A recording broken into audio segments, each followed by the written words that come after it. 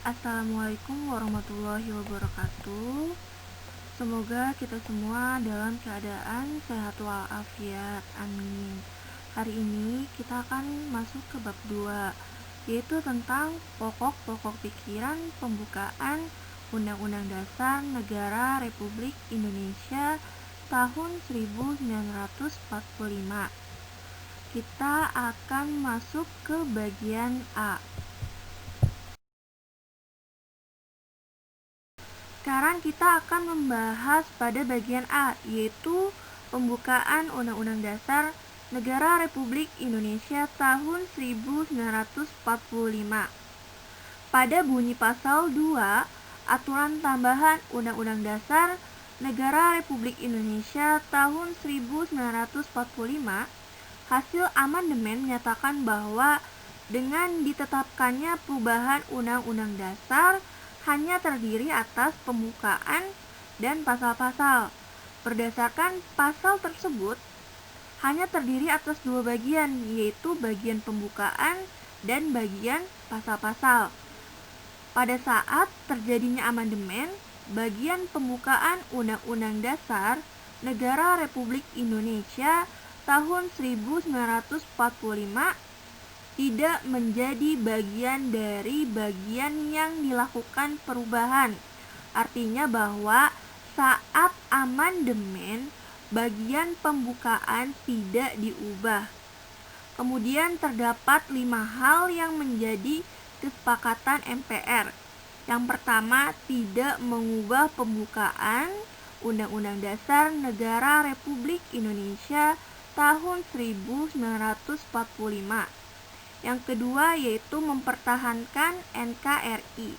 Yang ketiga adalah mempertegas sistem presidensil. Yang keempat adalah penjelasan Undang-Undang Dasar Negara Republik Indonesia yang bersifat normatif akan dimasukkan ke dalam pasal-pasal. Yang kelima adalah perubahan dilakukan dengan cara adendum. Pada poin 5, perubahan dilakukan dengan cara adendum. Perubahan dilakukan dengan cara adendum maksudnya adalah perubahan yang tetap mempertahankan naskah asli dari Undang-Undang Dasar tahun 1945. Lalu, mengapa Bu, pembukaan Undang-Undang Dasar Negara Republik Indonesia tahun 1945 tidak dilakukan perubahan?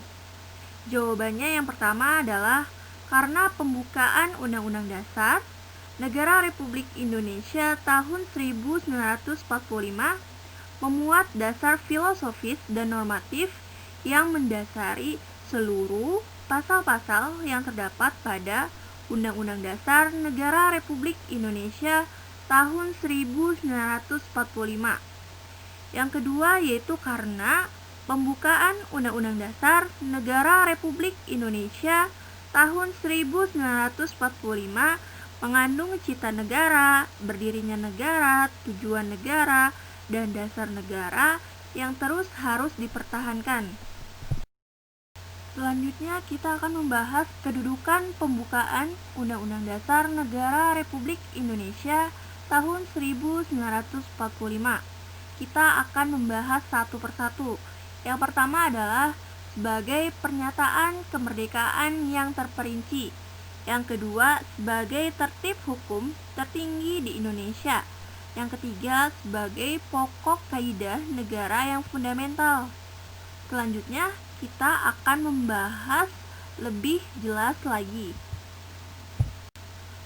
Tadi pada poin pertama yaitu sebagai pernyataan kemerdekaan yang terperinci.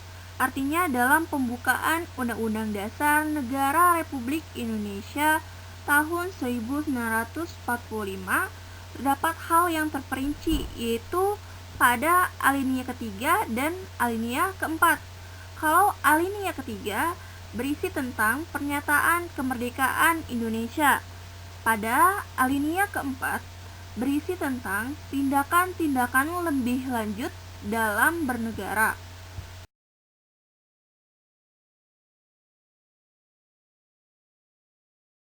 Adapun poin kedua Kedudukan pembukaan Undang-Undang Dasar Negara Republik Indonesia tahun 1945 yaitu sebagai tertib hukum tertinggi di Indonesia.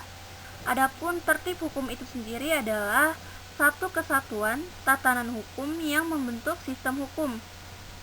Maksud dari sebagai tertib hukum tertinggi di Indonesia yaitu karena dalam pembukaan Undang-Undang Dasar Negara Republik Indonesia tahun 1945, dia mengandung pokok-pokok pikiran yang dituangkan dalam pasal-pasal Undang-Undang Dasar Negara Republik Indonesia tahun 1945.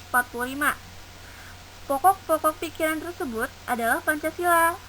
Pancasila tersebut adalah suatu norma dasar negara yang menjadi sumber, dasar, dan asas bagi penyusunan tertib hukum di Indonesia.